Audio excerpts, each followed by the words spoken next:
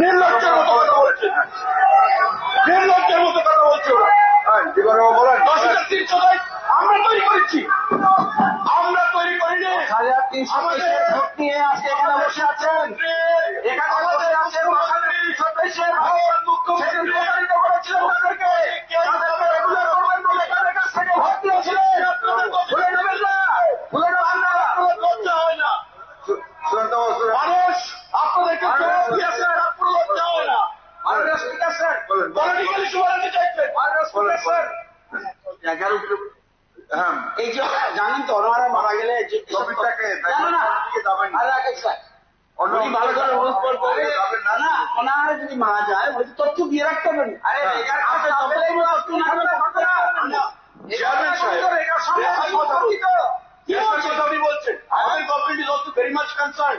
মাননীয় মুখ্যমন্ত্রী স্বরাষ্ট্র দপ্তরকে নিয়ে প্রতি সপ্তাহে মিটিং করছেন। আপনাদের আমলে প্রাক্তন মুখ্যমন্ত্রী বিধানসভা ছিল কানপুর, গাজার স্বর্গরাজ্য, বক্সনগর, গাজার স্বর্গরাজ্য,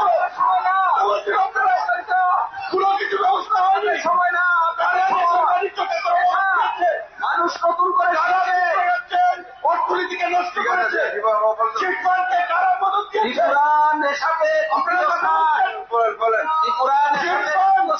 চিটফান্ডের কথা ভুলে গেছেন। ত্রিপুরা রাজ্যের রোজ ভ্যালি,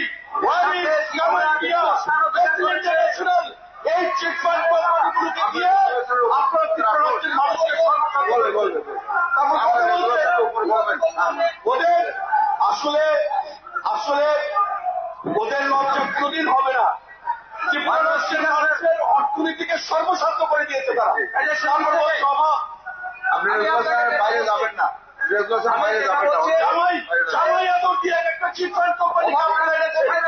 তারপর কথা বলছেন মানুষ কাজ পাচ্ছে না,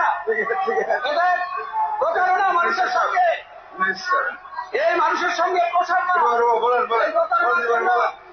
আজকে তারা দিতে পারছেন না। এবং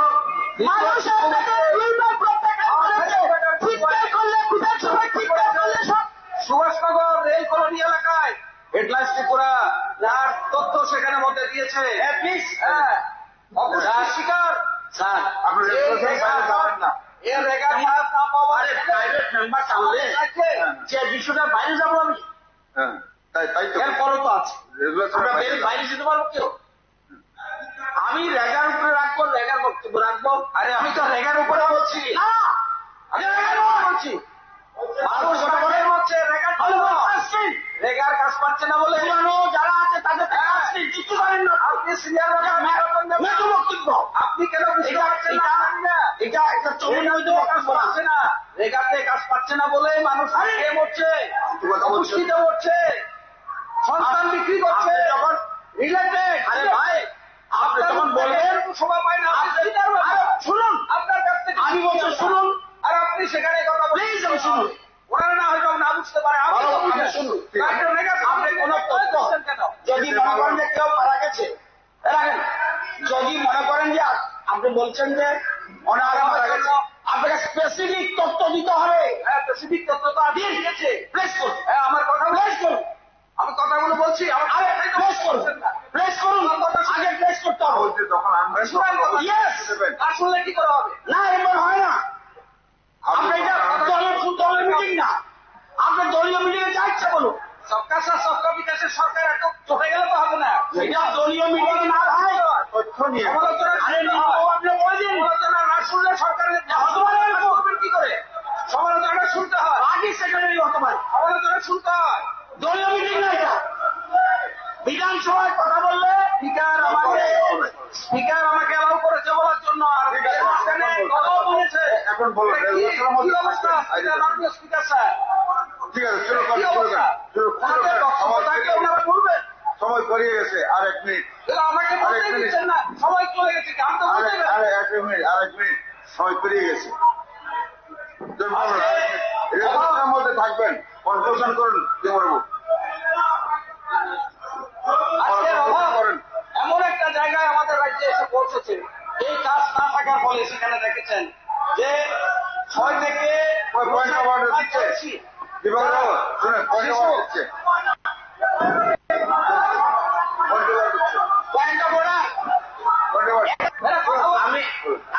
জিনিস শুরু করতে চাই। ওনারা বলছেন না যে লেখার কাজ নেই, আমাকে আমাকে আমাকে আমাকে 1 মিনিট বলতে দিতে হবে। গ্রামে গঞ্জে ঘুরেন কি রিপোর্ট কি আমি দেবো? গ্রামে গঞ্জে ঘুরেন কি লেখার কাজ আছে না নেই? কথা বলেছেন আপনারা যে বলছেন মাতাবাড়ি ব্লকে শুনুন না একটু শুনুন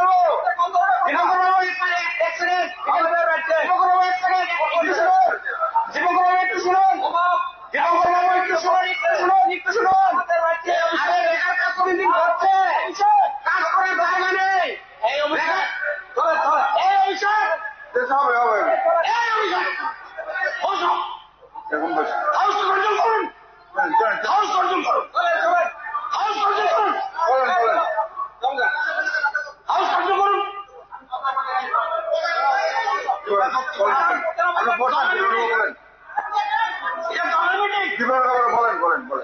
বাকিরা শুনুন,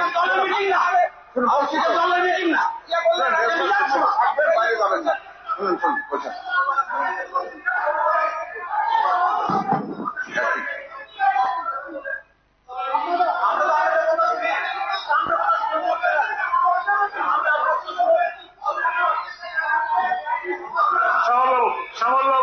শ্যামল বাবু please please please please please please please দেবঙ্গর বাবু আপনি আপনি আপনি প্রসঙ্গে থাকুন প্লিজ। বলুন ওয়েট ওয়েট স্যার আমাকে বলতে অভিষেক বাবু প্লিজ বলতেই পারছি না স্যার। প্লিজ প্লিজ আপনি প্রসঙ্গে থাকুন, বলুন প্লিজ শুরু করুন শুরু করুন। আমি যে কথাটা বলছিলাম সেখানে রেগার এই স্লোগান আপনাদের সেখানে ছিল, কিন্তু এই কাজ না থাকার ফলে আজকে কি ধরনের অসুবিধাগুলো আমাদের রাজ্যের মধ্যে শুরু হয়েছে, কি অভাব সেখানে মধ্যে শুরু হয়েছে, আমি সেটাই শুধু বলার জন্য বলেছি। এখানে রক্তল্পতা ঘুরছে, কাজ না পেলে না খেতে পারলে আমাদের মায়েদের শরীরে রক্ত থাকবে, আমাদের শিশুদের রক্ত থাকবে। 64.3% রক্তাল্পতায় ঘুরছে আমাদের রাজ্যে। মণিপুরে আমাদের থেকে কম, মেঘালয় আমাদের থেকে কম, মিজোরামে আমাদের থেকে কম, নাগাল্যান্ডে আমাদের থেকে কম। নাগাল্যান্ডে 42% আর আমাদের রাজ্যে 64%। মণিপুরে 42%, 42.8% রক্তাল্পতায় হচ্ছে। আমাদের এখানে 64.3%। কেন? খাওয়ার পাচ্ছে না, অভাব। তার জন্য আজকে এই জিনিসটা সেখানে করতে হচ্ছে। আমাদের মহিলারা 61.5% এখন ব্লেম করুন। এখন দেখেন কিসের তথ্য স্যার, কিসের তথ্য, কিসের তথ্য?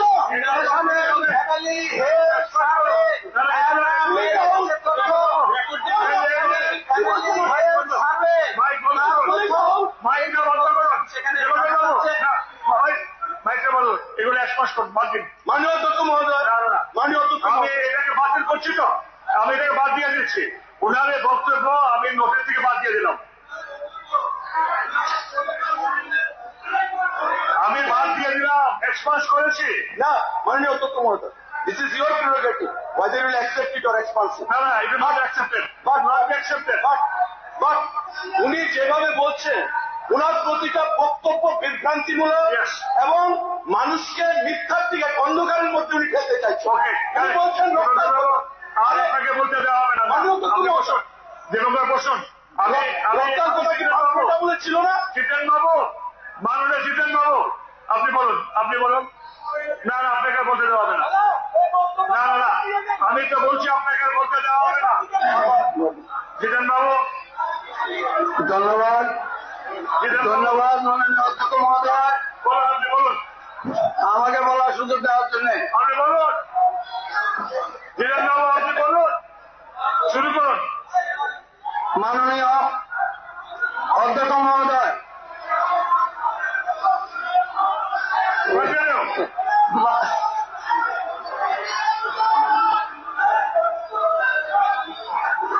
জিতেন বাবু, আপনি কন্টিনিউ করুন।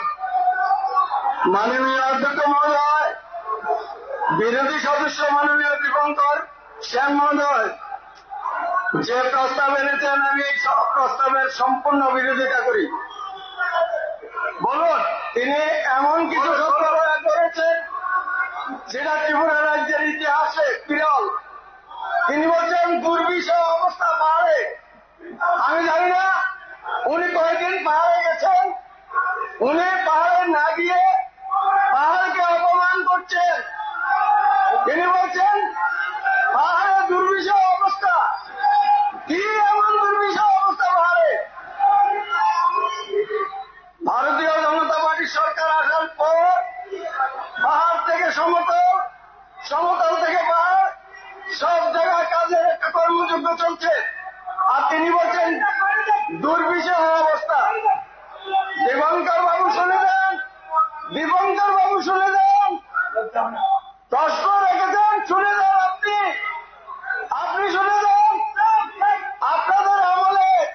রাজ্যে 10,000 বর্গ কিলোমিটার, তার মধ্যে আপনারা পুকুর কেটেছেন 16,000 বর্গ কিলোমিটার। আপনারা ভেবেছেন আপনারা যেমন চুরি করেছেন তেমনি বর্তমান সরকারও করে। আপনি যে এই তথ্য এখানে পরিবেশন করেছেন সম্পূর্ণ মিথ্যা এবং ভিত্তিহীন। আপনি এটা ওই বাজারে পথসভায় বক্তব্য রাখছেন, এটা বিধানসভায় বক্তব্য রাখার মতো পজিশন নেই। আপনি শুধু বলেছেন কোথায় 7%, 6%, একবারও আপনি বলেননি ঘরে ঢালাই ঢালাতে 80%, অর্থাৎ 80 দিন কাজ হয়েছে, সেটা তো আপনি একবারও বলেননি। সেখানে আমাদের রাজ্যের সাহানু ব্লকে 109.35 দিন কাজ হয়েছে, সেটার কথা তো আপনি বলেননি। আমাদের এখানে মুঙ্গিয়াকামিতে 95.02% কাজ হয়েছে, সেটার কথা আপনি বলেননি। আমাদের রৈশ্যাবাড়িতে 94.62 ম্যান্ডেজ কাজ হয়েছে, আপনি এই কথা বলেননি। সারা ত্রিপুরা রাজ্যে 100 দিনের কাজ পেয়েছেন 58,502 পরিবার, সেটার কথা তো আপনি বলেননি। আপনি কোথা থেকে খুঁজে নিজের মন গড়া কাহিনী বিধানসভায় তুলে সারা রাজ্যের মানুষকে বিভ্রান্ত করার চেষ্টা করছেন।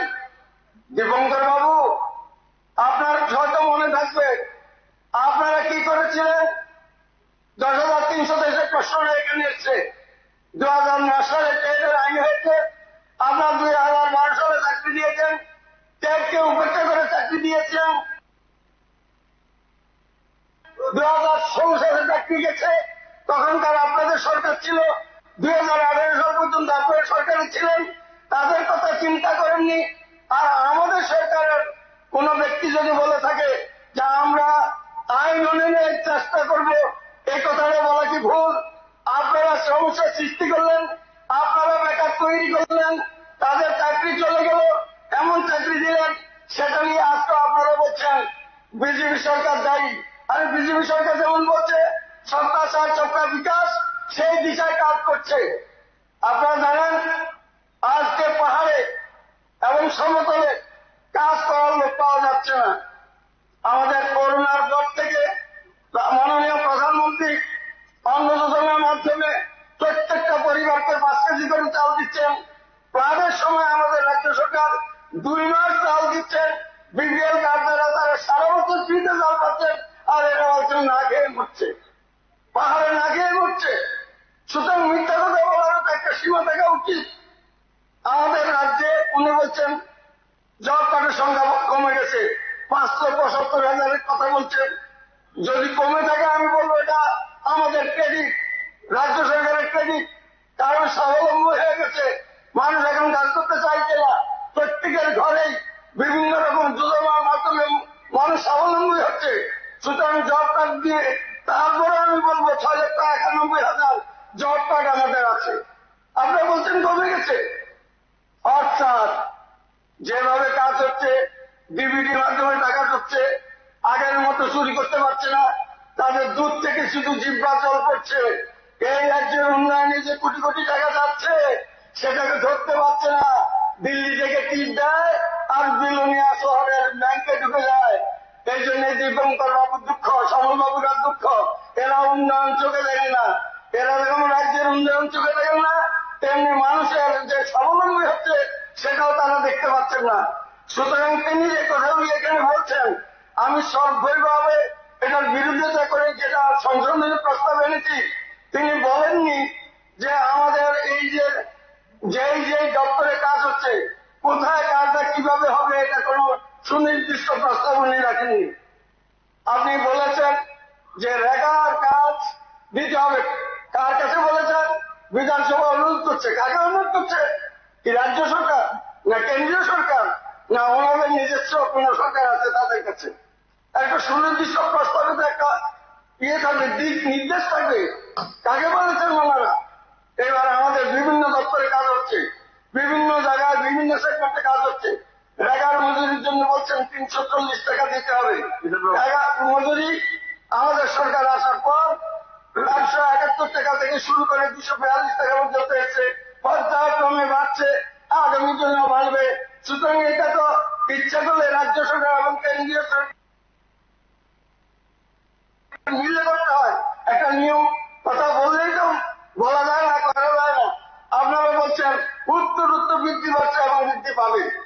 ভারতীয় জনতা পার্টির দ্বারা পরিচালিত সরকার যে সবকা সাথ সবকা বিকাশের কথা বলছেন, আপনারা হিসাব করে দেখুন, ঘরের কথা চিন্তা করে দেখুন, শৌচালয়ের কথা চিন্তা করে দেখুন, উজ্জ্বলা যোজনার কথা চিন্তা করে দেখুন, সমস্ত কাজ মিলে মানুষের অর্থনীতিগতভাবে স্বাবলম্বী হচ্ছে এমন কোনো ঘটনা নেই, এমন কোনো গ্রাম নেই। আমার কাকরাবন বিধানসভার মধ্যে 5টা বিসি 11টা বুথ আছে। আমরা সেই পরিবারের কাছে গেছি, প্রত্যেকটা পরিবারের কাছেই বলছে না এখন আর আগের মতো আমাদের অভাব নেই, কোনো না কোনো যোজনার মধ্যে আমরা আছি। সুতরাং ওনারা দেখছেন জনজাতি অঞ্চলে কাজ নেই, সেখানে ওনারা কাজ পাচ্ছেন না। সুতরাং আমি বলবো আপনারা বিধানসভায় মাধ্যমে মানুষকে কি করা হচ্ছে, মানুষকে বকা বাড়াবার চেষ্টা করবেন না। দুর্বিষহ তার দূরের কথা, আমরা দেখছি এখন ঘর তুলে দিয়েছে, বিভিন্ন জায়গায় রাস্তার কাজ হচ্ছে, সমস্ত কাজের মধ্যে শ্রমিকের সমস্যা। ওনারা বলছেন দেখা কাজ পাচ্ছে না, মানুষ নাকাই মরছে, সন্তান বিক্রি করছে। তাহলে এত লজ্জের পত্র পত্রিকা, তাই আমাদের স্বরাষ্ট্র দপ্তর, আমাদের আইনি, সারা রাজ্যের মানুষ যদি এত বিপদেই থাকে তো কোথাও আন্দোলন করতে পারছেন না। আমরা দেখেছি কৃষক সভার নাম করে চেষ্টা করছেন আন্দোলন করার জন্য, প্রাণে নাকি পক্ষপাতিত্ব হচ্ছে, লোক আপনারা আনতে পারেননি, কাউকে গেছেন শুধু আপনাদের সভাপতি বা সেক্রেটারি, ওই লোক তো আপনাদের সাথে যায়নি।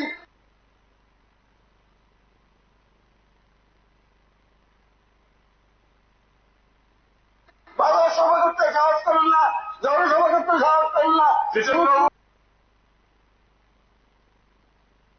একজন দিয়ে একটা ডেপুটেশন দিয়ে মিথ্যা কথা বলার চেষ্টা করছেন।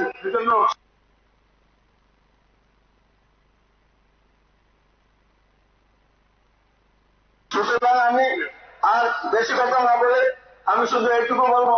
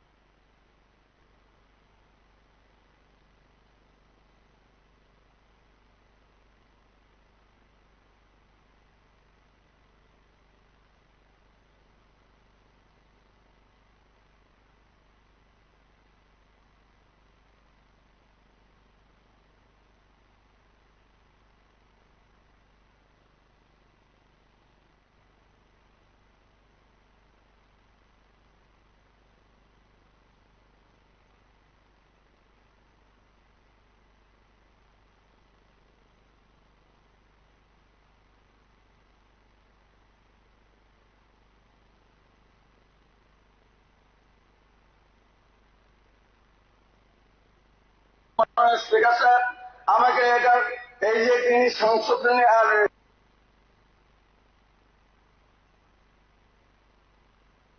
তার বিরোধিতা করে আমি এখানে যে প্রস্তাবটা রেখেছি আমাদের রাজ্য সরকারের মাধ্যমে আমরা চেষ্টা করব। এটার মধ্যে লেখা আছে ওনারা 2018 সালে বলেছিলেন যে আমরা 340 টাকা মজুরি দেব প্রতিদিন প্রতি লোককে এবং 200 দিনের কাজ দেব। এটাই দীপঙ্কর বাবু একটু আনতে একটু গুলিয়ে ফেলেছে, কিন্তু বক্তব্য হল এখানে আমার মাননীয় জিতেন্দ্র মজুমদার মহোদয় যে সংশোধনী এনেছেন উনি কি বলেছেন, রাজ্য সরকারকে উদ্যোগ গ্রহণ করার জন্য অনুরোধ জানাবেন।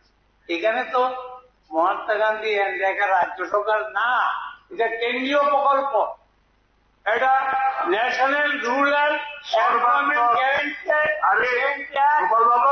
আমি আপনাকে বলি শুনুন, আপনি শুনুন, জিতেনবাবু যেটা এনেছে, জিতেনবাবু এনেছে বিধান এই ব্যবস্থা করার জন্য ত্রিপুরা বিধানসভা রাজ্য সরকারকে সর্বাত্মক উদ্যোগ গ্রহণ করা, সর্বাত্মক কেন্দ্রীয় সরকার। আমি আপনাকে বলি আপনি যতদিকে তারা মোটামুটি খালি করে ফেলেছেন, আমার কথাটা একটু আমাকে 2 মিনিট টাইম দেন স্যার, আমি বসে যাব। আমি জানি আপনি স্যার ইস্ট ইন্ডিয়া কোম্পানির লোক, আমি আপনাকে চিনি। এখন বলেন না কোন জেলেই টাকা হবে। আমি বলি সবকা সাথ সবকা সর্বনাশ নাকি ভবিষ্যৎ বলবে। আমাকে একটা কথা হলো, আপনারা ভীষণ ডকুমেন্টে কেন বললেন যে আমরা 340 টাকা মজুরি দেব প্রতিদিন? কেন বললেন? আপনারা 7 বছর আগে আপনারা বলেছেন যে আমরা 200 দিনের কাজ করাবো, তাহলে কেন বললেন?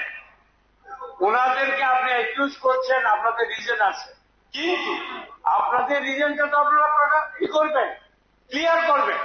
রতন বাবুকে আমি বলবো এবং ট্রেজারি বেঞ্চকে বলবো, যখন প্রমিস করেছিলেন আমার ভালো লেগেছে, আমাদের মাননীয় মুখ্যমন্ত্রী 2 বছরের উনি সাকসেসফুল উনি উৎসব করেছেন, কিন্তু কেন 7 বছর হলো না আমি জানি না। কিন্তু এই সরকার 7 বছর, উনি 2.5 বছর হয়েছে, 2 বছর না। প্রথম 2018 থেকে 23-এর আগে 6 মাস উনি দ্বিতীয়বার, প্রথমবার মুখ্যমন্ত্রী হয়েছেন 6 মাসের জন্য, তারপর 2 বছর। 2.5 বছর কেন হলো না আমি জানি না, 7 বছর কেন হলো না আমি জানি। তবে স্যার আমি বলবো, এখানে যেগুলি আপনারা বলছেন, আপনি আর রিলিভেন্ট হলেন না। হ্যাঁ, আপনি মুখ্যমন্ত্রী 7 বছর 2.5 রিলিভেন্ট, প্লিজ রেগার মধ্যে রিলিভেন্ট। আরে রেগা বলতে গিয়ে তো স্যার রামায়ণ মহাভারত বলছে, আপনি কিছু বলেন না, এই জন্যই তো স্যার আপনি সাকসেসফুল। খালি বিরোধী দেন, ইউ আর সাকসেসফুল। আপনাকে বসানো হয়েছে, শেষ করে দাও বিরোধীকে। যেটা বলছি, আপনার দুজন তো আপনাকে ছেড়ে চলে গেল স্যার, আপনার দুজন তো আপনাকে। আরে আমাকে ছাড়েনি, আপনার অত্যাচারের সবাই চলে গেছে। আপনি স্যার, আপনি জানেন না স্যার আপনি নিজে কি করছেন, কি দৃষ্টান্ত সৃষ্টি করছেন আপনি। প্লিজ কাম টু এমবিএন জায়গা। আমি আসছি, আপনার 2 মিনিট হয়ে গেল। আপনি তো গন্ডগোল করছেন sir, you are the main root of all events. আমি আপনাকে বলি, আমি যেটা বলছি যে আমি অনুরোধ করব মাননীয় মুখ্যমন্ত্রী সমেত সমস্ত ট্রেজারি বেঞ্চকে যে কেন্দ্রীয় সরকারের কাছে আরেকটু সংশোধন করে এটাকে, এই রেগা সম্পর্কে, রেগা আমি কেন্দ্রীয় বাজেটও নিয়ে এসেছি, ডক্টর নির্মলা সীতারামনের এটাও নিয়ে এসেছি। এখানে এইবার রেগাতে টাকা কমিয়ে দিয়েছি অল ইন্ডিয়া। আমি আপনাকে বলছি, আমি ছোট্ট করে শেষ করব, কারণ আপনার তো জ্বালা উঠে যায়, যদি উঠলে আমি উঠলে তো আরো খারাপ। আমি আপনাকে বলছি, আমি এই ট্রেজারি বেঞ্চকে অনুরোধ করব যাতে রেগার কাজ যাতে বেশি হয়, যেই এভারেজ, এটা অত্যন্ত নিম্নমানের। আমি রতন বাবুকে বলবো, ওনার মোহনপুরে কি হচ্ছে আমি জানি না, রেগার কাজ বাড়াতে হবে। মজুরি আপনারা যে কমিটমেন্ট করেছেন 340 টাকা মজুরি, সেটা দেওয়ার জন্য কেন্দ্রীয় সরকারকে চাপ দিয়ে পারেন, যেভাবে পারেন। ডাবল ইঞ্জিন না ওকে ইলেকট্রিক ইঞ্জিন আমি জানি না, ওকে ঠিক আছে। তবে এই জন্য অনুরোধ করে আমি বসলাম, আপনি আর শূন্য করবেন না, আমি আছি। ওকে, থ্যাংক ইউ। মাননীয় সদস্য শ্রী রঞ্জিত বর্মা মহোদয়। মাননীয় স্পিকার স্যার, আমাদের প্রাইভেট রেগুলেশন মাননীয় বিধায়ক দীপঙ্কর সেন যে বিষয়ে এখানে তুলে ধরেছেন যে রেগার উপর, সে বিষয়ে আমি অবরতি বলি। অমঙ্কাম মাননীয় স্পিকার, যে গ্রাম পাহাড়ের যে রেগা যে অভাব দं দীপঙ্কর সেন যে বিধায়ক যে সামানি শিক্ষকয়া রেগা গ্রাম পাহাড় ঠিকভাবে দাবो आंजागै दङ आं बोखाखलगैनो राखै साइमानो आंनि विधानसभा केन्द्र रामचंद्र घाटनि पद्मबिल ब्लक 17টা বিসি 7টা গাঁও সভাও তিনিসি পর্যন্ত ব্লক বা আমি থানি আরো এলাকানি এমএলএ হিসাবে কোনো বড় কাবসি পর্যন্ত পাইই রেগা মাইয়া বা রেগানি সম্পর্কে 350 কেব অভিযোগ ফাইনে তৈরিখौ মাননীয় স্পিকার স্যার শুধু অমসিনিয়া সমতল পদ্মবিল অমকাশে সিপিএমনি অধ্যুষিত এলাকা গোটা রামচন্দ্র ঘাট দশরথ দেবনি আসাইমানি জায়গা সিপিএমনি বখর ও জায়গাও আं জিতিখা সিপিএমনি সময়ে একটা রেগা কাম বানানি থাকায় মিছিল খালানি নাंगौ সিপিএমনি মিছিল থাকি একা কেউ বড় টাকা মাইয়া দীপঙ্কর বাবু তিনি ওরা করে তংখা এখনো শুনি নাই যেমন কোন সময়ে তামংখা আমি নিজে পারে চাটপুর পিসি আর সময়ে মিছিল থাকি একা কেবল রেগানি কামাইয়া তিনি অসরকার ফাইমানি পরে এবং আমি এমএলএ 2 বছর আনি বিধানসভা কেন্দ্র তিনি পর্যন্ত কেন বড় রেগানি সামুং মাইয়া হেনাই কোন একটা অভিযোগ করে মানে স্পিকার স্যার আনি আরো রেগানি সামুং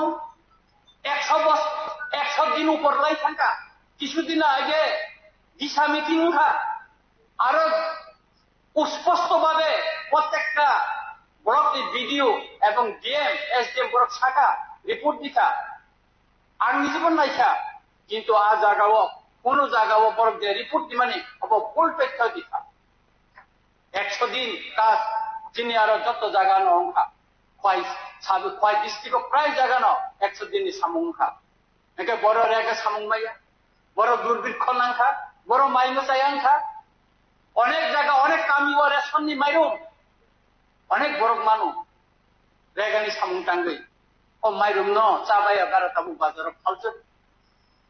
ফালজাগো মাননীয় স্পিকার সিপিএমনি আগে কাছে স্লোগান তঙ্গানি মাননীয় স্পিকার পাড়ায় পাড়ায় কমরেড গড়ে তুলো ব্যারিকেড তাঙ্গি পাইছা তার পাড়াও কমরেড করেছা গ্রামে কমরেড নেই এখন আর ব্যারিকেড করতে পারেনি কারণ রেগানি রাজনীতি করার তাদের খেলা শেষ হয়ে গেছে এখন রেগা সবাই পাচ্ছে যত না রেগা মানো তামো স্লোগান তঙ্গানি গরমে আগেও গণমুক্তি পরিষদ নিতাম স্লোগান তঙ্গানি গরি টংলা গানাং টংলা সমাজতন্ত্র পাইকায় আপু পুরি বাই তালবাই তখাইছেন নখা মোসাঙ্গি তঙ্গু পঞ্চায়েত কথাই তঙ্গাতে দেশ মোসাঙ্গি তাবো তঙ্কাতে বংনি সময়ে তামকা তীরপ্রাব দাঙ্গান থা বড় ঠিকা আনি লোক সংসাকা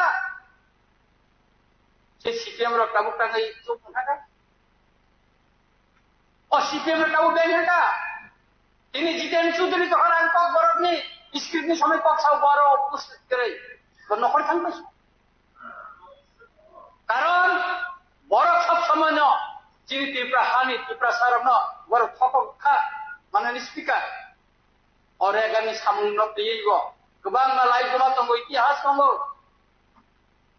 বামফ্রন্টনি আমালো ন খাস গই পাহাড় বড় খাস গই মাসাখা থেপুং রুগই মাসাখা যদি বামফ্রন্টনি সরকার আসিনো সামুং যদি টংকাকাই রেগানি সামুং আসে মানি টংকাকাই তাঙ্গে ত্রিপুরা সারা খাবো পিছানো নাঙ্কা তাঙ্গে খালি বলং তাঙ্গে রুবিছানো নাঙ্কা আপনি কি বড় কোন জবাব দিই নাঙ্কা বড় কোন জবাব করে সুতরাং অসরকারি আমালো তাবো গ্রাম পাহাড় যেভাবে খাইয়ে সামুং চলি দङ অবশ্যই না বলাইও যিনি ও যে সরকার তাবো যে রেগানি যে সামুং খাইদি দङ অব যত জায়গা কাহাম করে চলি দङ আমি পদ্মবিল ব্লক 100 दिन ऊपर सामूंग का माननीय स्पीकर सर আপনি চেক খাইলে দি ব্লক তথ্য নাই নাকি 100 दिन ऊपर सामूंग का এবং কিছুদিন আগে তিনি যে ডিস্ট্রিক্ট লেভেলে যে মিটিং কা তিনি এমপি কৃষ্ণ সিং দেববর্মা বাবু আরো পুস্তঙ্গ রেগানি কিছু রাং দিখাই দङ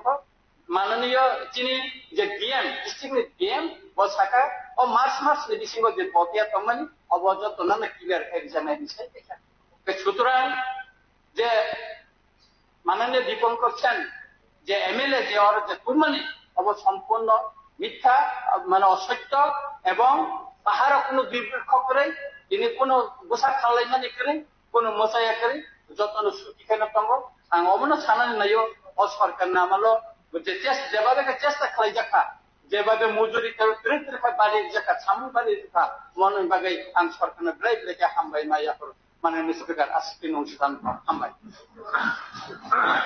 তাহলে মাননীয় রঞ্জিত বাবু তাহলে আমরা যে সঙ্গে গ্রাম পাহাড়ে কাজ নাই খাদ্য নাই দিস ইজ অ্যাকচুয়ালি ফলস এখন আমি প্রথমে মাননীয় সদস্য শ্রী দীপঙ্কর সেন বাবু কর্তৃক উত্থাপিত মূল রেজলিউশনকে বলে দিচ্ছি রেজলিউশনটি হচ্ছে রাজ্যের গ্রাম পাহাড়ে দুর্বিষ অভাব রুখতে বছরে ন্যূনতম 200 দিন কাজ। বলবেন? বলুক। না বলবে ওকে ওকে বলুন বলুন। আইনি চাকরি সরি বলুন, মাননীয় মুখ্যমন্ত্রী বলতে বলুন, জবাব দিন। জবাব না মিনিস্টার হয়তো মানে বলবেন আর কি, ঠিক আছে।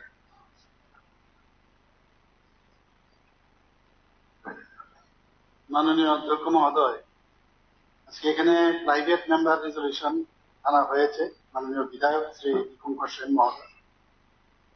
সেটা হচ্ছে রাজ্যের গ্রাম পাহাড়ে দুর্বিষহ অভাব রুখতে বছরের ন্যূনতম 200 দিন কাজ এবং প্রতি শ্রম দিবসে 340 টাকা মজুরি প্রদানের ব্যবস্থা করার জন্য ত্রিপুরা বিধানসভায় অনুরোধ জানাচ্ছি। বিস্তারিত আলোচনা এখানে হয়েছে। এখানে আমার মনে হয় বিস্তারিত আলোচনাতে না যাওয়াই ভালো, এবং খুব অল্প সময়ের মধ্যে আমার যা বক্তব্য ঘটনা ওই বই বলছে কায়দায় যে মিথ্যে মিথ্যে মিথ্যে বলতে বলতে সত্য করা, তো আমি কোনোদিন পছন্দও করি না, বা অন্যরা যখন করে আমি অপছন্দ করি। এটা শুনলাম আমরা এখানে। আর আমাদের রতনবাবু একটু আগে বলেছেন যে মেট্রো ভাষণ এখানে দেওয়া হয়েছে, খুব ভালো লাগলো শুনতে যে বিধানসভাকে পবিত্র আমরা বলি, কিরকম একটা অবস্থা ছিল। যাই হোক, Mahatma Gandhi national rural guarantee act, যেটা ইন্ডিয়ান রেগা বলা হয়, ভারত সরকার দ্বারা একটা সৃষ্ট আইন। এই আইন মোতাবেক চাহিদা অনুযায়ী প্রতি জব কার্ড, যারা গ্রামীণ পরিবার আছে প্রতিটা জব কার্ড 100 দিন পর্যন্ত কাজ পেতে পারে। যারা পাত্রা পাবো তারা 150 দিন পর্যন্ত পেতে পারে। দেশের প্রত্যেকটি রাজ্য কিন্তু একই আইনের আওতায় আছে, এবং এই ব্যাপারে কেন্দ্রীয় সরকার সামগ্রিকভাবে চিন্তা করে গ্রামীণ পরিবারগুলোকে বছরে একটি নির্দিষ্ট সময় পর্যন্ত কাজ প্রদান করার বিধান রেখেছে। মাননীয় অধ্যক্ষ মহোদয়, এই অর্থ বছরে রাজ্যে এখানে জব কার্ডের সংখ্যা ত্রিপুরাতে বর্তমানে প্রায় 6,91,000। কিন্তু এর মধ্যে যারা, যেটা বললাম, চাহিদা অনুসারে যখন চাই তখনই কিন্তু ওনাদেরকে কাজ দেওয়া হয়। তো এই অর্থ বছরে রাজ্যের প্রায় 58,502টি পরিবারকে 100 বা তার থেকেও বেশি দিনের কাজ এই প্রকল্পে পেয়েছে ত্রিপুরা। আমাদের রাজ্যে 2022-23 ইংরেজি অর্থ বছরে গড়ে 60 দিন কাজ, এখানে মিথ্যা তথ্য দেওয়ার কোন সুবিধা নেই। আমাদের এখানে 60 দিন কাজ হয়েছে 22-23, যেখানে গড় শ্রমিক দিবস, জাতীয় গড় শ্রম দিবস ছিল মাত্র 48। 2022-23 ইংরেজি অর্থ বছরে দেশের মধ্যে গড় শ্রমিক দিবসের দিক দিয়ে রাজ্যের স্থান ছিল 4র্থ। এটা নর্থ ইস্ট না, কিন্তু সারা দেশের মধ্যে। 2023-24 ইংরেজি অর্থ বছরে রাজ্যে গড় কত ছিল? সেখানে 63 দিন কাজ হয়েছে। জাতীয় গড় শ্রম দিবস ছিল 52 দিবস। এবং 2023-24 ইংরেজি অর্থ বছরে দেশের মধ্যে গড় শ্রমিকদের শ্রম দিবসের দিক দিয়ে রাজ্যের স্থান ছিল 4th পজিশন। 2024-25 ইংরেজি অর্থ বছরে রাজ্যে গড়ে 59 দিন কাজ হয়েছে, যেখানে জাতীয় গড় শ্রম দিবসে মাত্র 49 দিন। মানে সব জাতীয় গড় থেকে কিন্তু আমরা সবসময় উপরের দিকে আছি। দেশের মধ্যে গড় শ্রমিক দিবসের দিক দিয়ে রাজ্যের স্থান বর্তমানে 7ম পজিশনে আছে। আমি বলবো না প্রথম স্থানে, যেটা সত্যি আমার কাছে যে ডাটা আছে সেটাই বলবো। এনজিএন জায়গা, যেখানে আমি একটু আগে বললাম, যখন 15 দিনের মধ্যে কিন্তু চাইতে হয়, না চাইলে তো দেওয়া যাবে না। তো সেই জায়গার মধ্যে এইভাবেই কিন্তু তার যে কাজ দেওয়ার যে সিস্টেম, সেই বিধান কিন্তু রয়েছে। বর্তমানে ত্রিপুরা রাজ্যে প্রতি শ্রম দিবসে সর্বোচ্চ 242 টাকা মজুরি প্রদান করা হয়। কিন্তু এটাকে স্টেট গভর্নমেন্ট যদি ইচ্ছেও করে সেটা কিন্তু বাড়াতে পারে না, কারণ সেটা কেন্দ্রীয় সরকার প্রতি বছর যে CPIAL অর্থাৎ consumer price index for agriculture labour এর উপর ভিত্তি করে প্রত্যেক রাজ্যের জন্য যারা অদক্ষ শ্রমিক তাদের মজুরি নির্ধারণ করে থাকে। প্রায় প্রতি বছরই কেন্দ্রীয় সরকার এই প্রকল্পে অদক্ষ শ্রমিকের দৈনিক মজুরি পুনর্মূল্যায়ন করে থাকে এবং তা বৃদ্ধিও করে থাকে। একটু আগে যিনি এখানে দীপঙ্কর বাবু যিনি প্রাইভেট মেম্বার রেজলিউশন এনেছেন, মাননীয় অধ্যক্ষ মহোদয়, আপনার অবগতির জন্য জানাচ্ছি যে অরুণাচল প্রদেশে যে এখন 234 টাকা আছে, নাগাল্যান্ডে সেই 234 টাকা, সেই তুলনায় তো আমাদের এখানে অনেক বেশি। এবং চলতি অর্থ বছরে 24-25 এমজিএন জায়গাতে রাজ্য কেন্দ্রীয় সরকারের এখন পর্যন্ত 1200 কোটি 10 লক্ষ টাকা বরাদ্দ হয়েছে। তার মধ্যে কেন্দ্রীয় সরকার থেকে 1122.62 কোটি এবং রাজ্য থেকে 77.48 কোটি টাকা প্রদান করা হয়েছে। এই অর্থ বছরে কেন্দ্রীয় সরকার রাজ্যের জন্য 3 কোটি শ্রম দিবসের বাজেট বরাদ্দ করেছে, 3 করোড়। তাতে অদ্যাবধি কিন্তু রাজ্যে আমরা জানি কিছুদিন আগে যে ভয়ানক বন্যার পরিস্থিতি দাঁড়িয়েছিল, তার জন্য সেটাকে বাড়িয়ে এখন পর্যন্ত 3.45 কোটি শ্রম দিবস সৃষ্টি করেছে। এমজিএনরেগা প্রকল্পে কাজ করার পর শ্রমিকদের কিন্তু আগে যেমন আমরা দেখতাম কমিউনিস্টদের সময় নিজেরাও আমরা দেখতাম বসে থাকতো টাকা পয়সার জন্য। যদি 50টা কাজ হয় তাহলে মানে 50টা কাজ 75 দিনে দেখে পয়সা বাকিটা আমরা দেখতাম, এগুলো সবাই পেপারেও আমরা দেখেছি। আর এখানে ডাইরেক্ট কিন্তু ডিবিটির মাধ্যমে কিভাবে যায় সেটা, এই কাজ পঞ্চায়েত স্তরে অনলাইনের মাধ্যমে ফান্ড ট্রান্সফার অর্ডার এফটিও যেটা জেনারেট করা হয় এবং সেটা পঞ্চায়েত স্তরে হয় এবং সেখানে কেন্দ্রীয় সরকার শ্রমিকদের অ্যাকাউন্টে ডাইরেক্টলি ডিবিটির মাধ্যমে সেই টাকাটা, এটা একটি চলমান প্রক্রিয়া। এবং এর মধ্যে যাতে ওনাদের যে শ্রম দিবসের জন্য যে টাকা মঞ্জুরি তার জন্য যাতে আরো বাড়ানো যায়, তার জন্য আমাদের ত্রিপুরা সরকার থেকে আমরা 2-3 বার আমরা সেখানে ওনার কাছে আমরা কেন্দ্রীয় আরডি ডিপার্টমেন্ট এবং পঞ্চায়েত ডিপার্টমেন্ট চিঠি দিই। আমরাও চাই যে ওদের মজুরি পাক। আশা করি আগামী দিনে তার রেজাল্ট আমরা পাবো। আজকে এখানে যে অ্যামেন্ডমেন্ট প্রাইভেট মেম্বার রেজলিউশনে মাননীয় বিধায়ক জিতেন্দ্র মজুমদার এনেছেন যে রাজ্যের গ্রাম পাহাড়ে এমজিএনরেগা প্রকল্পে প্রত্যেক জব কার্ড হোল্ডারকে নীতিমালা অনুসরণ করে অধিক সংখ্যক শ্রম দিবসের কর্মসংস্থান সহ সময় মতো মজুরি প্রদানের ব্যবস্থা করার জন্য ত্রিপুরা বিধানসভা রাজ্য সরকারকে সর্বাত্মক উদ্যোগ গ্রহণ করার জন্য যে অনুরোধ জানাচ্ছে, তো সেটাকে আমি সমর্থন করে আমার কথা বলা এখানে শেষ করছি। নমস্কার। মাননীয় মুখ্যমন্ত্রী মহোদয়, 5টা বেজে গেছে, সময়টা বাড়িয়ে নিই, তো কন্টিনিউ করতে পারবো, দুটো প্রাইভেট মেম্বার আছে। এখন মাননীয় সদস্য শ্রী দীপঙ্কর সেন বাবু কর্তৃক উত্থাপিত মূল রেজলিউশনটি ভোটে দিচ্ছি। রেজলিউশনটি হচ্ছে রাজ্যে গ্রাম পাহাড়ের দুর্বিষহ অবরোধে বছরের অন্যতম 200 দিন কাজ এবং প্রতি শ্রম দিবসে 340 টাকা মজুরি প্রদানের ব্যবস্থা করার জন্য ত্রিপুরা বিধানসভা অনুরোধ জানাচ্ছে। যারা প্রস্তাবের পক্ষে হা বলবেন, যারা বিপক্ষে তারা না বলবেন। আমি মনে করি যারা না বলেছেন তারা সংখ্যাগরিষ্ঠ, তারাই সংখ্যাগরিষ্ঠ। অতএব মাননীয় সদস্য শ্রী দীপঙ্কর সেন বাবু কর্তৃক উত্থাপিত রেজলিউশনটি সভা কর্তৃক বাতিল বলে ঘোষণা করা হইল। এখন আমি মাননীয় সদস্য জিতেন্দ্র মজুমদার মহোদয় কর্তৃক সংশোধিত আকারে উত্থাপিত রেজলিউশনে ভোটে দিচ্ছি।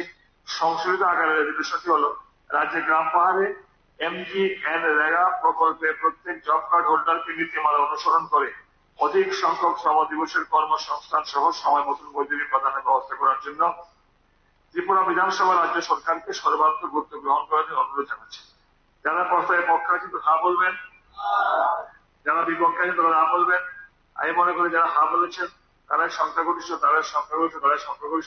অতএব মাননীয় সদস্য শ্রী জিতেন্দ্র মজুমদার কর্তৃক উত্থাপিত সংশোধিত আকারে আনা রেজলিউশনটি সভা কর্তৃক গৃহীত। দ্বিতীয় রেজলিউশনটি এনেছেন মাননীয় সদস্য শ্রী অভিষেক দেব রায় মহোদয়।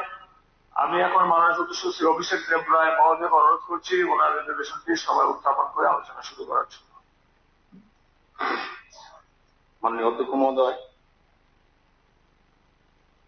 ত্রিপুরা রাজ্যের আবাসিক বিদ্যুৎ ভোক্তা সহ হাউজিং অ্যাপার্টমেন্টগুলোর আবাসিক বিদ্যুৎ ভোক্তাদের পিএম মুফত সূর্যঘর বিজলি যোজনার আওতায় অন্তর্ভুক্তিকরণের জন্য এই সভা ত্রিপুরা সরকারের বিদ্যুৎ দপ্তরকে সর্বাত্মক উদ্যোগ গ্রহণ করার অনুরোধ জানাচ্ছে।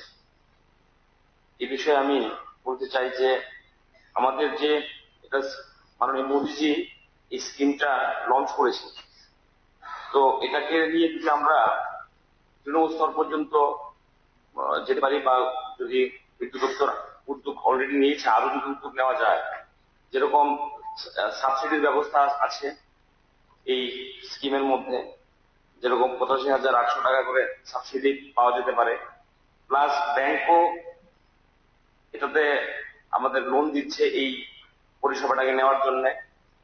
দৈনন্দিন জীবনে যদি আমরা দেখি, যেরকম আমরা আমার বিধানসভা এলাকাতে একটা আজ থেকে 3-4 দিন আগে একটা যুবক এসছে, তার নাম রাজা চৌধুরী, বাবা হরিপদ চৌধুরী, বাবা মা নেই, ক্লাস 12-এ পড়ে, 70,000 টাকা বাড়ির বিল। তো সে বিল কিভাবে দেবে? তো এরকম ভাবে আমরা যখন যাই বিভিন্ন জায়গায় গ্রামে, আমরা দেখি প্রায় গরিব মানুষ, তারা জানে না, অথচ তার কনজামশনও বেশি না, তো তাদের উপর একটা বিদ্যুতের একটা বসে চাপে মাথায়।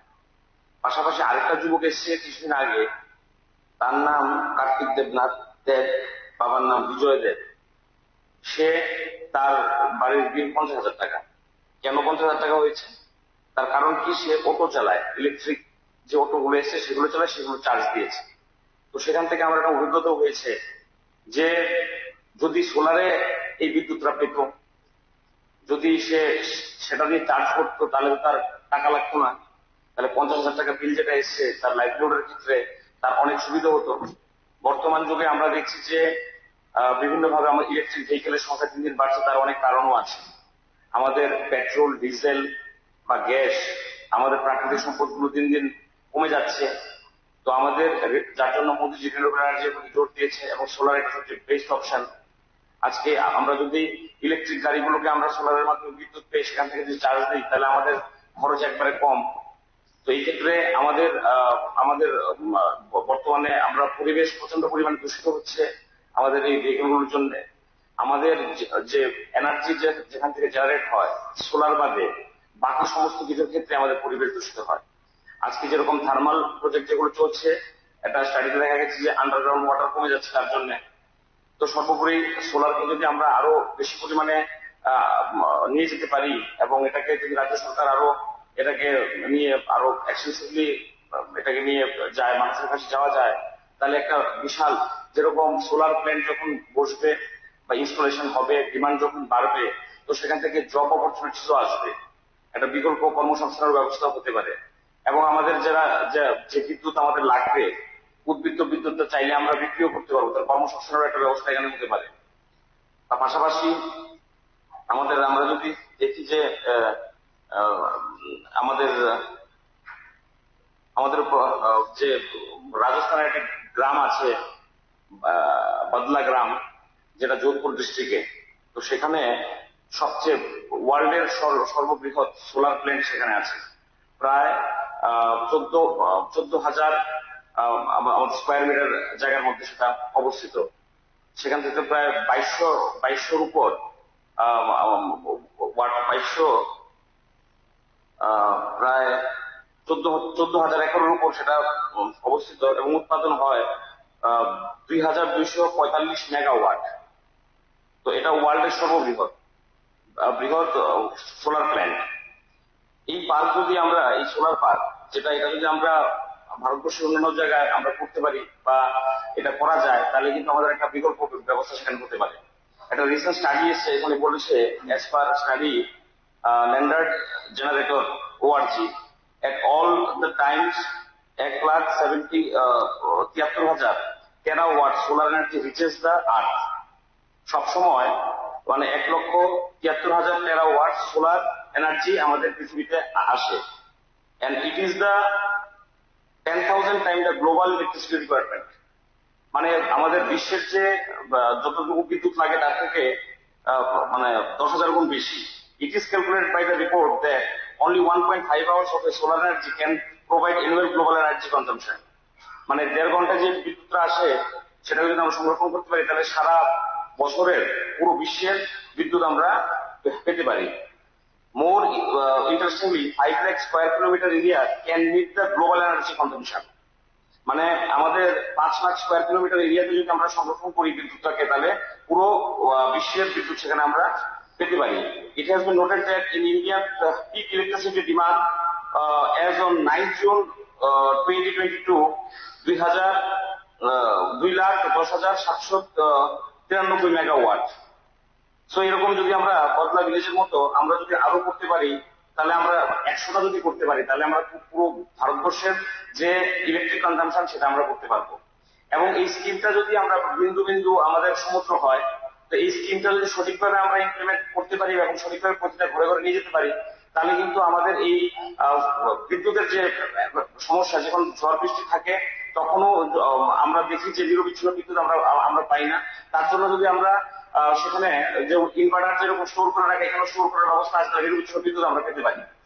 তো এরকম ভাবে আমাদের গ্রামীণ এলাকাগুলোতে যেখানে গরিব অংশের মানুষ আছে যেখানে তাদের বিদ্যুতের কনজাম্পশন কম তাদের যেহেতু সাবসিডাইজ আমাদের সাবসিডি কেন্দ্রীয় সরকার দিচ্ছে এবং লোনের ব্যবস্থাও আছে সেটা যদি আমরা আমাদের বিদ্যুৎ দপ্তর যদি আরো উদ্যোগ নেয় পাশাপাশি আমরা যে এই হাউসে যারা আছে বিশেষ করে আমরা জনপ্রতিনিধি আমাদের কাছে প্রচুর মানুষ বেরিয়ে আসে আমরা যদি প্রত্যেকে প্রথমে ইনিশিয়েটিভ নিয়ে বাড়িতে লাগাই আমাদের দেখেও অনেকে লাগাবে এবং আক্ষরিকতে এটা আমাদের সোসাইটির জন্য আমাদের একটা কন্ট্রিবিউশন হবে। তো আমি প্রাইভেট মেম্বার রেজলিউশনে যে বিষয়টা এনেছি এটা আমি বিদ্যুৎ দপ্তরকে এবং রাজ্য সরকারকেও আমি অনুরোধ জানাবো এটাকে যেন আরো অ্যাগ্রেসিভলি আরো ভালোভাবে এটাকে যেন মানুষের কাছে নিয়ে যাওয়া হয় এটাই আমার আজকের প্রস্তাব। নমস্কার সবাই।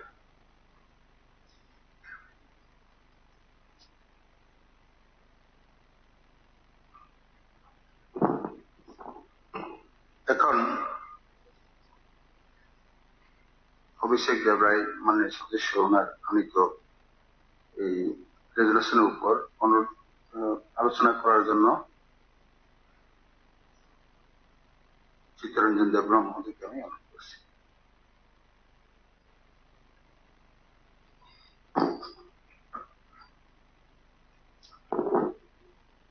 Honorable Chairman, মাননীয় এমএলএ অভিষেক দেবরায় মহোদয় কর্তৃক যে প্রাইভেট মেম্বার্স রেজুলেশনটা এনেছেন এটা আমাদের রাজ্যের জন্য খুবই গুরুত্বপূর্ণ। বিশেষভাবে আমি মনে করি ত্রিপুরায় যে সবচেয়ে প্রত্যন্ত জেলা বলে পরিচিত ধলাই সেই জেলা থেকে আমি আসি আরো এমএলএ মহোদয়রা আছেন আমি সহ। এই যে বিদ্যুৎ সৌর বিদ্যুতের যে কথা বলা হয়েছে ভারতবর্ষের বিভিন্ন রাজ্যগুলিতে এই প্রকল্প চলছে এবং সাকসেসফুলি চলছে বলা যায়। বিশেষভাবে তামিলনাড়ু মধ্যপ্রদেশ বিভিন্ন প্রত্যন্ত জায়গাতে তামিলনাড়ুতে ইরুম্বাই একটা গ্রাম পঞ্চায়েত এবং বেল্লপুরম নামে ডিস্ট্রিক্ট অন্তর্গত সেইখানে যতটুকু জানতে পেরেছি ওই পার্টিকুলার গ্রাম পঞ্চায়েতে বিদ্যুৎ ছিল না, ব্যবস্থা করাও সম্ভব ছিল না। পঞ্চায়েত তাদের নিজস্ব উদ্যোগে আমাদের ত্রিপুরাতে কিন্তু পঞ্চায়েত মানে সরকার সর্বস্ব ভাবে নির্ভর করে পঞ্চায়েতগুলিতে, কিন্তু অন্যান্য জায়গাতে তাদের নিজস্ব একটা রাজস্ব বা আয় থাকে। এই পঞ্চায়েত যারা এই পঞ্চায়েত দায়িত্বে ছিলেন তারা কি করেছেন, যে ব্যাংকের সহায়তায় সৌরশক্তিকে ব্যবহার করে যেটা সোলার বিদ্যুৎ যেটা প্রোডাকশন হয়, উৎপাদন হয়, সেটা সাহায্য নিয়ে পুরা গ্রাম পঞ্চায়েতকে প্রথমে তারা আলোকিত করেছেন।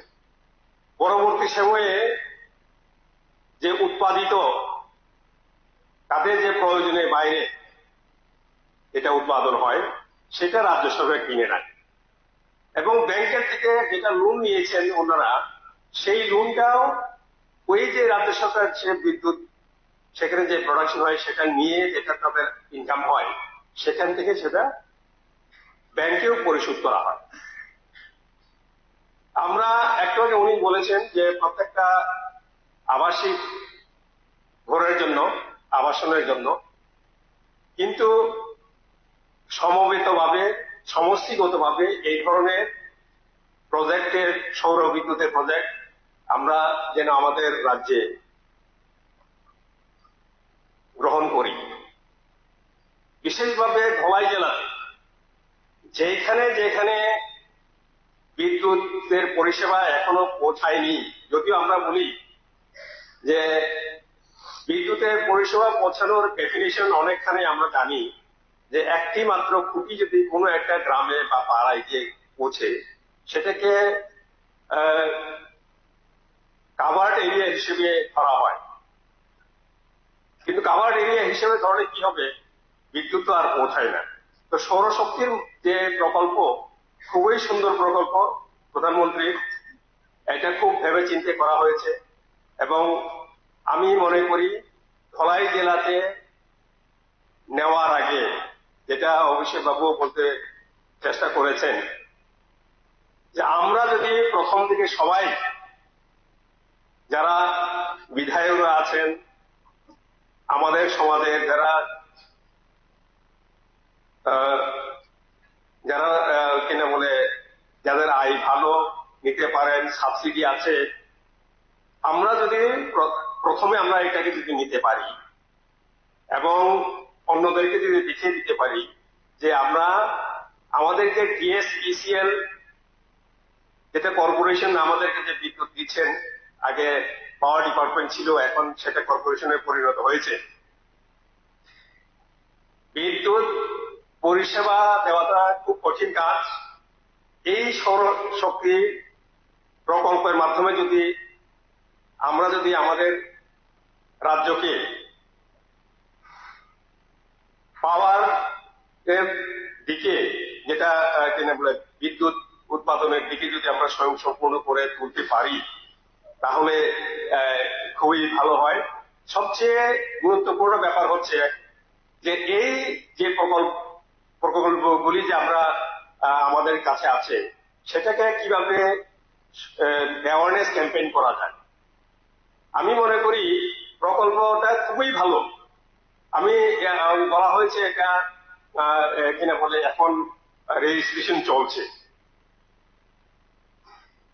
বিভিন্ন জায়গাতে চলছে এবং গ্রামীণ ব্যাংক,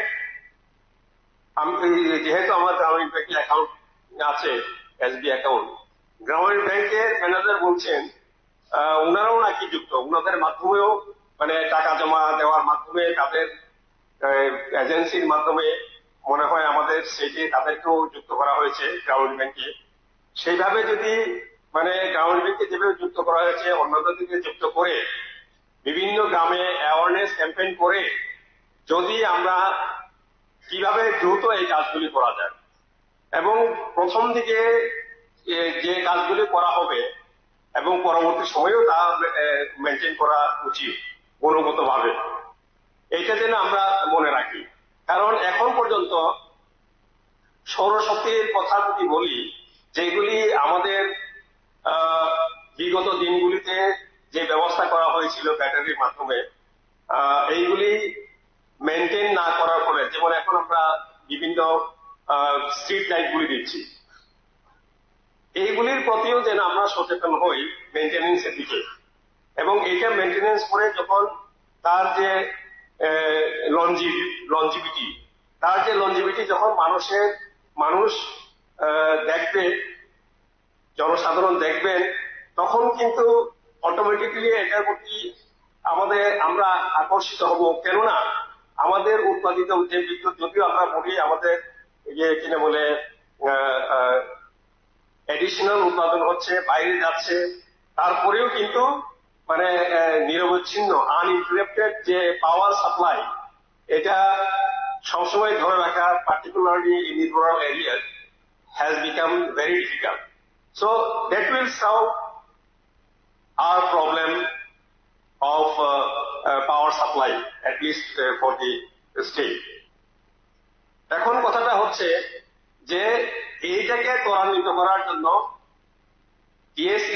ইসিএলই হোক বা যে এজেন্সিগুলিকে রাজ্য সরকার নিয়োগ করেছেন বা রাজ্য সরকারের সঙ্গে টাই আপ করা হয়েছে, সেদিকে লক্ষ্য রেখে পার্টিকুলারলি প্রথমে আমি মনে করি, জানি না আমার এই কথাটা বলা ঠিক হবে কিনা, আগরতলা এবং 8টা ডিস্ট্রিক্টের যে টাউন সিটি টাউনগুলি আছে এবং পরবর্তী সময়ে সাবডিভিশন, এইভাবে যদি আমরা করতে পারি, আর বিশেষভাবে যে গ্রামগুলি প্রত্যন্ত অঞ্চলে আছে, সেই গ্রামগুলির দিকে লক্ষ্য করে প্রথম যদি এগোতে পারি, আমার মনে হয় এই প্রকল্পের আমরা জনগণ এটা সুবিধা নিতে পারবে, যেহেতু সাবসিডি আছে।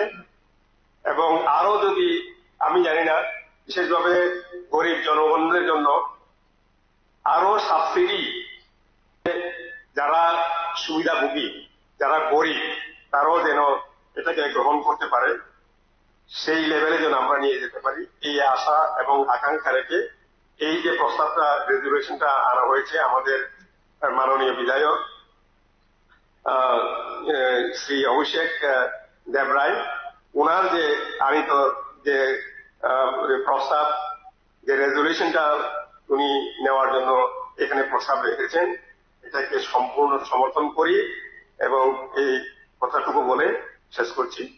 নমস্কার। মাননীয় মন্ত্রী সাহেব একটু বলবেন। মাননীয় চেয়ারম্যান মহোদয়, মাননীয় বিধায়ক অভিষেক দেবরায় যে বেসরকারি প্রস্তাব এনেছেন, এটা অত্যন্ত সুন্দর, সময়োপযোগী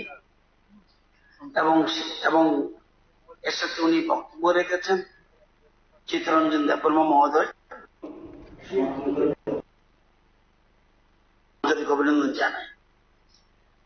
এটা এমন একটা প্রজেক্ট প্রধানমন্ত্রী নরেন্দ্র মোদীর ধারাবাহিক বিকাশ এবং জনকল্যাণের উদ্যোগকে আরো এগিয়ে দিতে, ভোক্তা পরিবার যারা ডোমেস্টিক, কমার্শিয়াল এবং ইন্ডাস্ট্রিতে দিচ্ছে না, এটা নামই দিয়েছে পিএম সূর্যঘর মুফত বিজলি যোজনা। পরিবেশ বান্ধব ঐতিহাসিক প্রকল্প 13 ফেব্রুয়ারি 2024 ঘোষণা করেছে, যার মূল উদ্দেশ্য বাড়ির ছাদ অথবা টিনের চাল, এমনকি উঠানে এই প্ল্যান্টগুলি বসানো যায়। এতে কি হবে, যা কোথা থেকে হয় রুকিয়া, নতুবা পালাটানা, নতুবা রামচন্দ্রনগর, যখন এই প্রকল্পটা বসাবো, আমি নিজেরটা নিজে উৎপাদন করছি, আমি পালাটানার জন্য নির্ভর করছি না, উৎপাদক। তখন আর কনজিউমার বলা যাবে না, উৎপাদক, ভোক্তা। এবং আমরা জানেন যে এই প্রকল্প এর মধ্যেই আমাদের রাজ্যে 12,000-এর বেশি রেজিস্ট্রেশন করেছে এবং প্রায় 200-র মতো লোক এটাকে ইনস্টল করেছে। অনেক কিছু বক্তব্য, আমরা এটা যাব না, শুধুমাত্র সংক্ষেপে বলছি। আমি উদাহরণ দিচ্ছি, আমার বাড়ি, আমি মন্ত্রী, আমার বিল কে দেয়? সরকার দেয়, জেনারেল মিনিস্টার। আমার বিল কত উঠত? হাইস্ট বিল উঠেছে 13,540 টাকা। এটা আসার পর এটা বসালাম কবে? জানুয়ারির শেষ দিকে। জানুয়ারিতে বিল উঠল এত। ফেব্রুয়ারিতে আমার বিল কত আসলো? উল্টো 13,540 টাকা আমার বিল উঠল। এবার আসলো বিদ্যুৎ নিগম আমাকে উল্টো ফেব্রুয়ারিতে পয়সা দেবে 759 টাকা আমাকে দেবে। এবার ডাইরেক্ট চলে গেছি জায়গাটা, কারণ সময় বেশি লাগবে।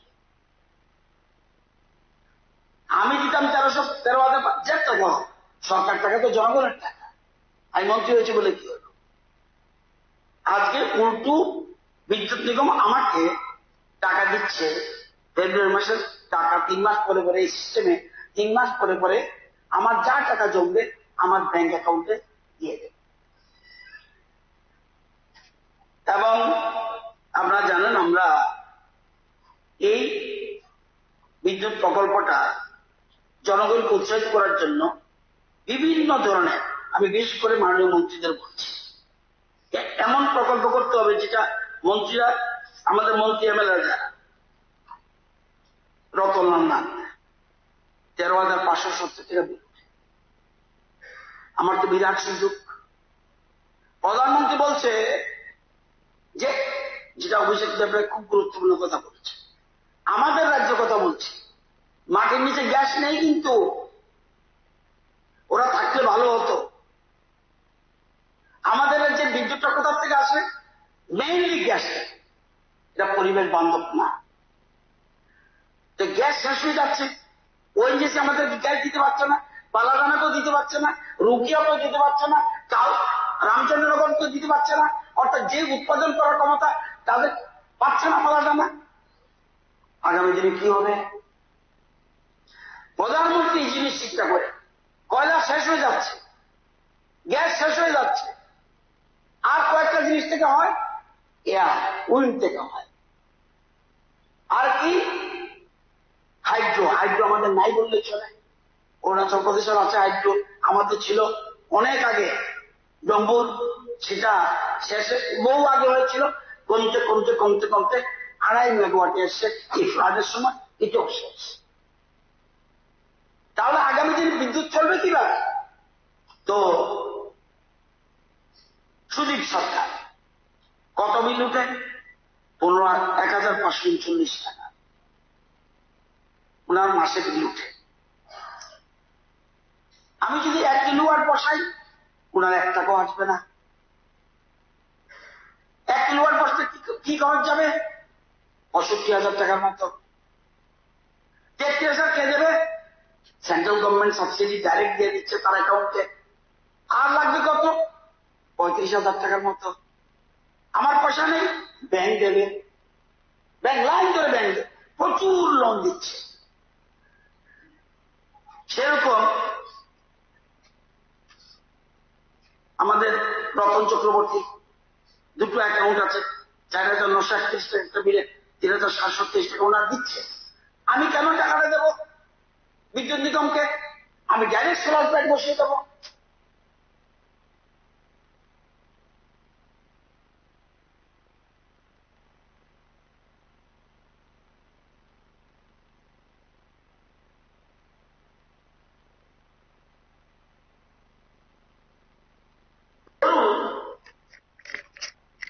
আমার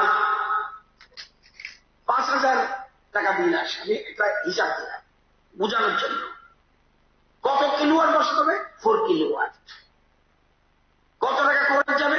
2,500। 2,500 মধ্যে কত সাবসিডি পাবে? 85,800। বাকি টাকা আপনি দিতে পারেন, যদি না দিতে পারেন ব্যাংক বসে আছে রেডি। দিবসই দিন, পরের মাস থেকে দেখবেন জিরো আসছে, মাইনাস আসছে। আমি 10 কিলোওয়াট বেশি বসিয়েছি, কেন? আমি যেন উল্টো রোজগার করতে পারি। এই যে প্রধানমন্ত্রী মোদীজি বলছেন ঘরে ঘরে রোজগার, শুধুমাত্র বিদ্যুৎ বিল থেকে বাঁচবো এটা নয়, আমি এটা থেকে ঘরে বসে রোজগার করতে পারি।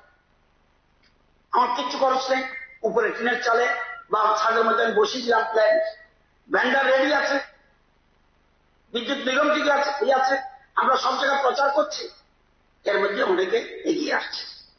যদি 4000 টাকা বিল উঠে 4 কিলোওয়াট হলে চলবে, উঠছে 2500 টাকা খরচ, 85,000 সাবসিডি পাবে। 3000 টাকা হলে 3 কিলোওয়াট 2 লক্ষ টাকা খরচ যাবে। আপনি 3 কিলোওয়াটে 85,800 টাকা, 85,800 বেশি সাবসিডি নেই, সর্বোচ্চ সাবসিডি 85,800, আর সবচেয়ে বেশি বসাতে পারেন তো 10 কিলোওয়াট, এর পুরো বসাতে পারবেন না। যদি আপনি 2000 টাকা বিল উঠে মাত্র 2 কিলোওয়াট, 1,50,000 খরচ যায়, আপনি কিন্তু 66,000 টাকা সাবসিডি পাবেন, বাকিটা বসিয়ে দিন। 1,000 টাকা যদি বিল ওঠে 1 কিলোওয়াট, তাহলে 75,000 টাকা খরচ যাবে, 33,000 সাবসিডি। আর বাকিটা আপনি যদি মনে করেন আপনার বাড়িতে পয়সা নেই, বাকি 40,000 লাগবে, সেটা ব্যাংক দিয়ে দেবে। এবং যখন ব্যাংকের টাকা ক্লিয়ার হবে আজীবনের জন্য, 25 বছর জন্য এই প্লেটগুলি গ্যারান্টি আছে, আর মেনটেন্যান্সের জন্য 5 বছর গ্যারান্টি। তো এই যে, এবং এর মধ্যে অনেকের কারা কত টাকা জমা দিয়েছে, বসিয়েছে, এবং দেখা গেল 4,001 টাকা বিল উঠতো, বসানোর পরে দেখা গেল মাত্র 35 টাকা উঠছে। 1,906 টাকা উঠছে বিল, 34 টাকা মাত্র। 721 টাকা মাত্র 33 টাকা, 33 মানে ফিক্সড টাকা। তাহলে এই ধরনের একটা সুবিধা আমরা পাওয়ার পরে আমরা জানবেন যে এখানে আমরা নিজে আচরিত ধর্ম করার শেখায়। আমরা যদি মন্ত্রী এমএলএরা সবাই যদি যাত্রাটা বসে, মন্ত্রী এমএলএরা, মাননীয় সদস্য চিত্তরঞ্জন বাবা খুব ভালো একটা কথা বলেছেন যে ঠিক অনেক জায়গায় পরিকাঠামো কারণে অনেক জায়গায় বিদ্যুৎ পৌঁছে, সে জায়গায় পিএম দিবাই নন্দিতারিয়ান দেবর্মা আমার সাথে গিয়েছেন। দেখুন, আমি জার্নি করতে করতে করতে গঙ্গানগর ব্লকে জার্নি করতে করতে আমি হঠাৎ করে দেখছি লাইট জ্বলছে প্রচুর। আরে তেলিয়ামুড়াতে চলে আসলাম, আমার ড্রাইভার বলছে কিসের সব তেলিয়ামুড়া, এখানে কি যাচ্ছে না? জিজ্ঞাসা করুন, সবাই গঙ্গা এমন জায়গায় তারা কোনদিন, এবং আরো আনন্দের খবর, এখানে বসতি করেছে বলে আমাদের রাজ্য সরকার থেকে ব্রিজ বানিয়ে দিয়েছে, but air bridge, lower bridge. উনি আমার সাথে গিয়েছিল, সো হ্যাপি, কল্পনা করে করা যায় না। একটা দুটা নয়, আমি এই জন্য বলছিলাম ডেভেলপমেন্ট কথা বলছে। একটা বাস গাড়িতে সমস্ত এমএলএ মন্ত্রীরা চলুক, দেখে আসুক ট্রাইবেল এলাকা। আমি বলি না রাতারাতি পারবে, কিন্তু যেভাবে ডেভেলপমেন্ট হচ্ছে কান্তি মাঝি, আর এটা এমন একটা প্রকল্প, এটা আমরা প্রচার করছি। এই দেখুন, আমাদের সাথে চুক্তি কি, পালাটানা আমাদেরকে 27% আমাদের শেয়ার দেবে। তাদের উৎপাদন করার কথা 726 মেগাওয়াট, এখন কত করছে 520, আরো কমে যাবে। আর শ্রীনগর 135 করার কথা উৎপাদন মেগাওয়াট, 80 হচ্ছে। কেন? মেশিন ঠিক আছে, গ্যাস নেই। মানারচক 100 মেগাওয়াট করার কথা, 60 হচ্ছে। ধীরে ধীরে ধীরে ধীরে কমে যাচ্ছে গ্যাস। তখন কোথায় পাবেন? আমার রাজ্যে কিন্তু উইন্ড নেই, আমার হাইড্রো নেই, এবং এটা পরিবেশ বান্ধব। এবং আমরা, এটা হলো একটা জিনিস, শুধুমাত্র সাবসিডি সবসময় থাকবে না, 27শে মার্চের মধ্যে ফিনিশ, এরপরে হবে কিনা আমি জানি না। তো আমাদের টার্গেট এই 26-27-এর মধ্যে 50,000 আমাদের টার্গেট। 50,000 যদি করি, আমি একটা হিসাব করেছি, দেখবেন, আমরা যদি 50,000 রেজিস্ট্রি করে ইনস্টল করতে পারি, আমাদের 7 লক্ষ কিন্তু গ্রাহক, 7 লক্ষের উপরে গ্রাহক কিন্তু আমরা ডোমেস্টিক। যদি 50,000 বাড়িতে করি, আমাদের উৎপাদন হবে কত? আমাদের উৎপাদন হবে 50,000 যদি করি,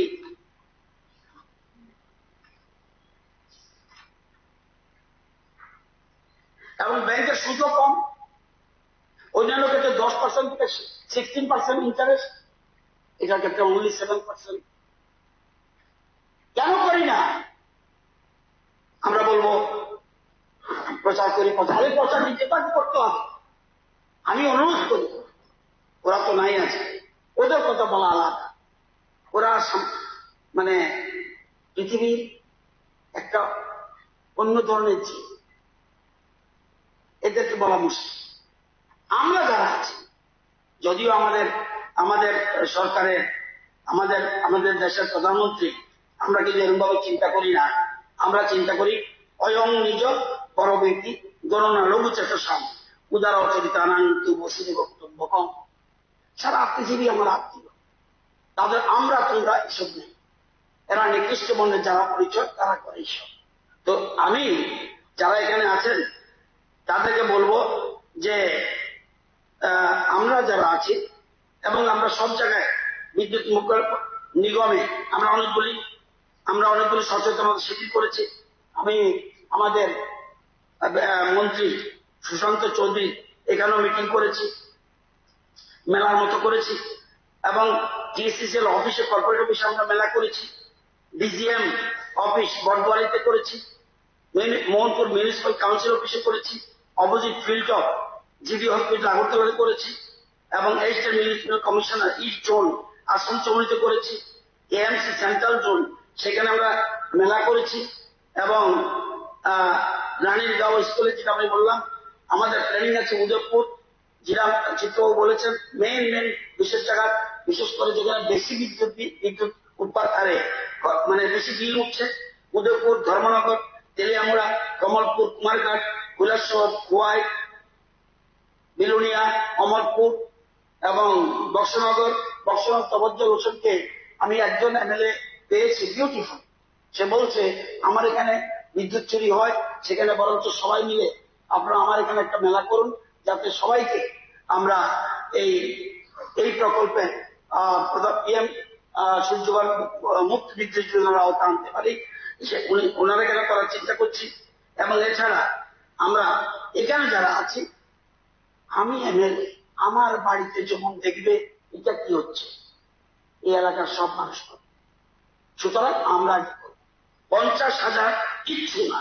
আমি তো মনে করি এই 50,000 যদি আমরা করি তাহলে আগামী দিনে আমাদের রাজ্যে আপনারা জানেন যে 5 বছরের মেইনটেনেন্স কন্ট্রাক্ট আছে, প্লেটের 25 বছরের গ্যারান্টি, এবং মেটেরিয়াল গুলি হতে হবে প্লেট, যে সোলার প্লেট বসায় ইন্ডিয়া, কোন মতে চায়না, আমেরিকা, কোথাও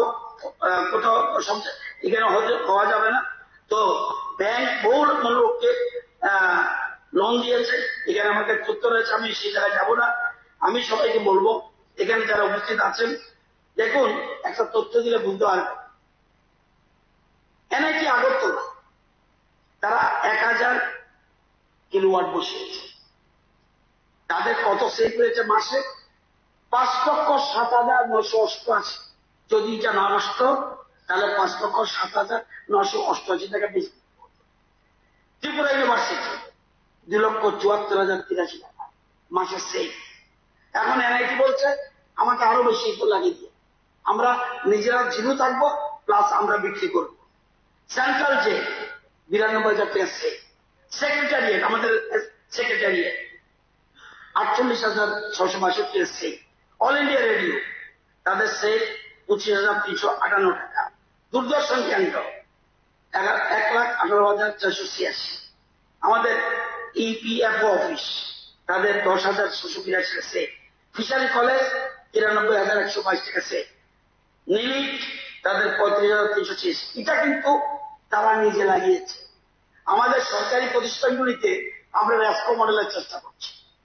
এটা শুধুমাত্র আমি যেটা আজকে প্রস্তাব এনেছে, এগুলো শুধুমাত্র ডোমেস্টিক ক্ষেত্রে আমরা সরকারি অফিসগুলি আমরা রেসকো মডেলে করব, তারা পরবর্তী সময় বিল ধীরে ধীরে কেটে নেবে। আমার মনে হয় এই ধরনের একটা প্রকল্প। স্যার, পয়েন্ট অফ ক্লারিফিকেশন, একটা পয়েন্ট স্যার, আমাদের মাতাশ্রীপুর শিব মন্দিরে 7 লক্ষ টাকা পার মান্থ বিল আসে। এখানে মাননীয় মন্ত্রী মহোদয় আছেন এবং মাননীয় মুখ্যমন্ত্রী আছেন। তো এটাকে যদি কোনো স্কিমের আওতায় দেওয়া যায়, 7 লাখ মন্দিরের এত ইনকামও নেই যে পার মান্থ 7 লক্ষ টাকা দেওয়া যাবে। তো এটাকে নিয়ে যদি বিবেচনা করা যায়, প্লাস এটা একটা প্রচার প্রসারের জন্য প্রচুর লোক যায়, যখন দেখবে যে এই মন্দিরের পুরো ইলেকট্রিফিকেশন বাদ দিয়ে সোলারের মাধ্যমে চলছে, তাহলে এটা একটা প্রচার প্রসারও হবে। আবেদন থাকবে যে এই মন্দিরটাকে যে মার মন্দির সবার জন্যই, যেহেতু 7 লক্ষ টাকা তার বেশি আসবে, এখন যদি এখন ফ্যান ট্যান সব চলবে তা আরো বেশি আসবে। তো এই জায়গাটা যদি একটু দেখা যায় তাহলে মন্দির উপকৃত হবে এবং আমরাও অনেক, সবাই রাজ্যের মানুষ খুশি হবে। এটা এই প্রকল্পে আসবে না, ধর্মীয় স্থানীয় মধ্যে রাখেনি, কিন্তু ইচ্ছা করলে আমরা রেস্কো মডেলে দিতে পারি, কিন্তু তারা করে দেবে, আপাতত পয়সা লাগবে না। এটা ট্রেডার সাথে আলোচনা করে এটা করবে TSECL এখন যে প্রকল্পটা। আরেকটা করছে যেটা আমি ওই গঙ্গানগরে দিয়েছি, এটা ফ্রি, ওটা PM-DBAN, রাজ্য সরকারের টাকা এবং PM-DBAN-এর টাকা আমরা করেছি। এরকম ত্রিপুরা রাজ্যে প্রায় 40 থেকে বেশি গ্রামে যেখানে বিদ্যুৎ পৌঁছেনি সেখানে আমরা করেছি। তারা 3টা লাইট দিই আমরা, ঘরের ভিতরে 2টো, বাইরে 1টা। এর বাইরেও আমরা স্ট্রিট লাইটের মতো করে দিয়েছি ওদের। এটা খুব ভালো প্রকল্প, কিন্তু আপনি যেটা বলছেন এটা হবে না, কারণ এটা ডোমেস্টিক বিজনেস ম্যানদেরও দিচ্ছি না, আমরা দিতে পারবো না স্কিমে। তো এটা করার জন্য প্রস্তাব থাকবে। এখানে ক্যাডার সংসদে নিশ্চয়ই ক্যাডার অফিসাররা আছে, তো তারা ইদানিং আমরা আমাদের মাননীয় মুখ্যমন্ত্রীর সাথে আমরা আলোচনা করতে যাচ্ছি। এটা আমরা সমস্ত অফিসগুলি, আমরা মেইন অফিসগুলি সবগুলি যদি আমরা লাগিয়ে দিই, তাহলে আমাদের এই যে বিদ্যুৎ বাঁচবে, সেই বিদ্যুৎ দিয়ে আমরা বিরাট ব্যবসা করতে পারবো। আমরা বাংলাদেশ সহ বিভিন্ন রাজ্যে বিক্রি করতে পারবো। আমরা একটা নজির সৃষ্টি করতে চাই। 50,000 যদি আমরা করি, আর আমরা যদি 7 লক্ষ যেটা আমাদের বলছি, 7,53,076 জন ডোমেস্টিক আছে, যদি সবাইকে যুক্ত করতে পারি তাহলে ইতিহাস ভারতবর্ষে। এবং কত টাকা আমরা সেইভাবে 1,639 কোটি টাকা বিদ্যুতের, তার মানে এই টাকা দিয়ে গভর্নমেন্ট কত কিছু কাজ করতে পারবে। এবং বিদ্যুৎ উৎপাদিত হবে 1506 মেগাওয়াট। আমাদের কত উৎপাদন এখন? 310।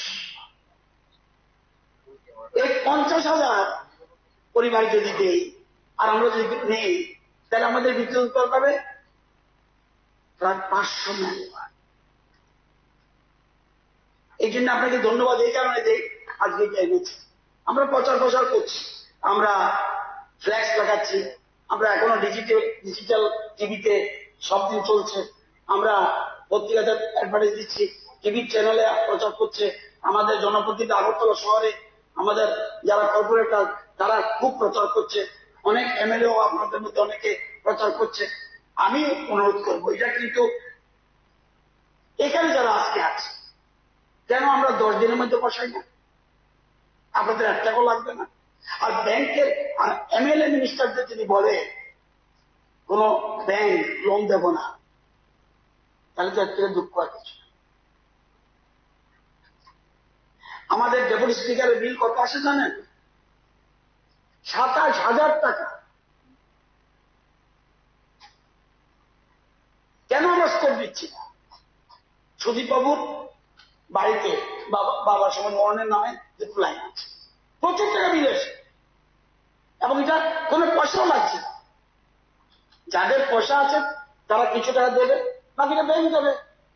আমার মনে হয় আজকে আমরা যারা এখানে আছি তারা এই সুযোগটা আমাদের গ্রহণ করা উচিত, এবং আগামী দিনে যাতে আমরা এটাকে আমরা চাই ভারতবর্ষের সবার আগে, যেটা আমাদের চিত্র বলছেন খুব গুরুত্বপূর্ণ, যে সবাই আগে যেন আমরা 50,000 বুঝতে পারি। আমরা এত তারিখের জন্য অপেক্ষা করব। আজকে 60 জন যে আমরা আছি, 60 জন গোপাল বাবু অনেক বিল উঠে, ওনার মিসেস নামে অ্যাকাউন্ট, কেন ওসব যদি বিদ্যুৎ দপ্তরের সাথে ঝগড়া করতেন? দরকার নেই তো, নেই, বসিয়ে দিন, আমি ব্যান্ডার পাঠিয়ে দেব।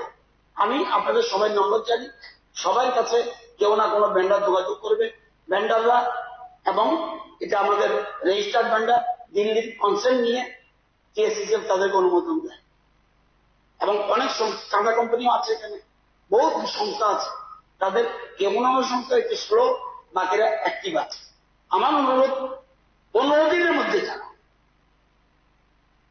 আপনাকে সাক্ষী রেখে আপনারও বিল আছে কত আমি জানি, লাগান। আমি তো আমার রেফারেন্স দিয়ে বললাম, কারণ আমি যদি বক্তৃতা দিতাম, যদি কেউ প্রশ্ন করতো আপনি লাগিয়েছেন কিনা, আজকে উত্তর দিতে পারতাম না। তো সবাইকে বলবো যে এই প্রস্তাবে সর্বান্তকরণে সমর্থন করছি, এবং প্রস্তাবটা তখনই সফলতা আসবে যখন আমরা সবাই 15 দিনের মধ্যে, আমরা মিনিস্টাররা সবাই আগে করে নেব yes or no, yes or no, yes. সুতরাং আমরা 15 দিনের মধ্যে করব। বাকিরা যারা রুমে বসে শুনছে তাদেরকে বলবো, নতুবা জনগণ তাদেরকে লাঠি পেটা করবে। এক কথার মধ্যে আরেক কথা চাইও না ভাই, সিরিয়াস সিরিয়াস। কেন এমএলএ এলাকার ডেভেলপমেন্টের জন্য, তোমার বাড়ির ডেভেলপমেন্টের জন্য নয়, এটা তোমার বাড়ি, অন্য জায়গার দরকার না, আমার বাড়িতে আমি লাগাবো, কেন এমএলএ টাকা দেবে? যাই হোক, আমি আবারও অভিষেক বাবুকে ধন্যবাদ জানাই। আর আপনি যেটা বলছেন মার বাড়ির কথা, আমি কালকে পরশুর মধ্যে একজন ভেন্ডার আমাদের যারা আপনার সাথে যোগাযোগ করবে, তাহলে কিভাবে করতে পারে তাদের সাথে কথা বলে ঠিক করে নেবেন। সবাইকে ধন্যবাদ।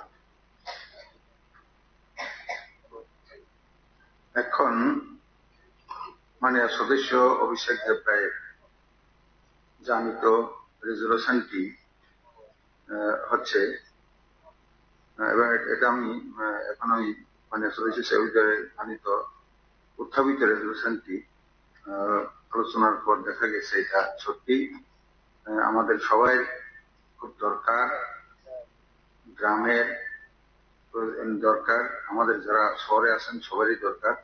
তো এটা এখন আমি বুঝে দিচ্ছি।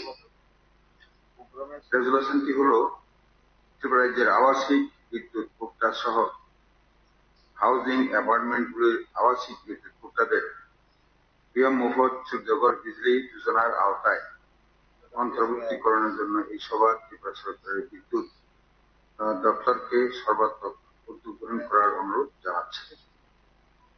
যারা এই প্রস্তাবে পক্ষে আছেন তারা হ্যাঁ বলবেন, যারা এই প্রস্তাবের বিপক্ষে আছেন তারা না বলবেন। আমি মনে করি যারা হ্যাঁ বলেছেন তারাই